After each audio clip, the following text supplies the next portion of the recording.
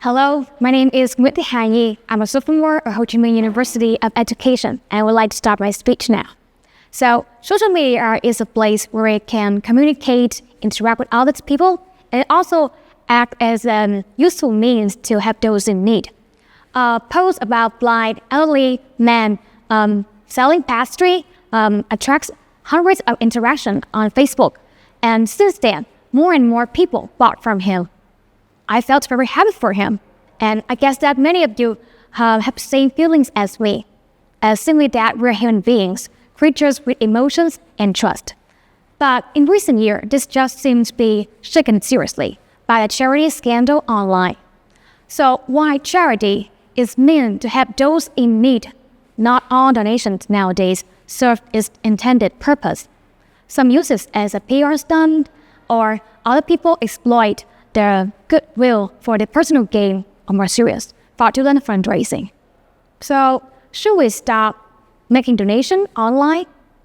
I think that to address the problem effectively, I think we have to understand what are the main causes. And there are two big issues I think we should pay attention to. The first and most serious one is definitely lack of transparency and misallocation. And the second one is the need for more effective and sustainable solution for charity. So when donating, have you ever questioned that whether the viral stories was true or not, or your contributions were used appropriately? Sadly, that lack of transparency can lead to misuse of funds and preventing aid from reaching those who really need it. Although the government have issued very clearly Decree 93/2021 about the requirements that must be followed by the fundraiser. However, the public awareness about these regulations remains limited. The most recent case involved in 16 billion Vietnam dong raised suspicion. The recipients managed not only one but 4 different bank accounts, and 2 billion Vietnam dong were used to pay up the family debt rather than focus on the medical expenses. So, how can we solve this problem? I think it's very crucial for the government to enhance the public awareness about a legal regulation, especially through the social media. And more importantly, there should be an independent third party to ensure the transparency and monitor the transaction when it comes to a large-scale donation. So how about the donors? I think they should take responsibility too. So rather than blindly trust the celebrity endorsement or emotional post, I think we should slow down for a few minutes and checking the information carefully, whether it is sufficient and reliable. And if not, I think you should consider switching your donation to a more reputable organization. And the second challenge is that how can we make the charity more sustainable?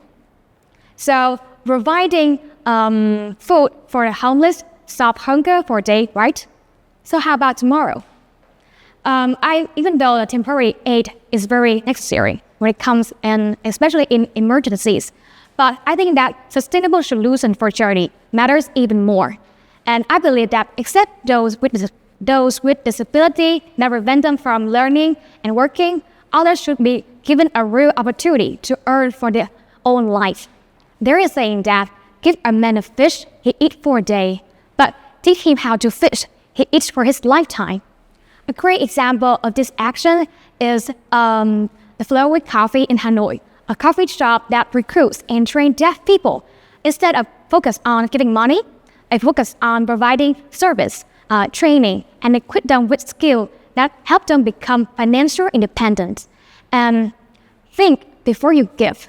Doesn't mean that stop donation or expecting something in return, but it is think carefully to make sure your support impactful, meaningful, and sustainable. And that was my solution. How can I break the norm in charity to make a real difference? Thank you.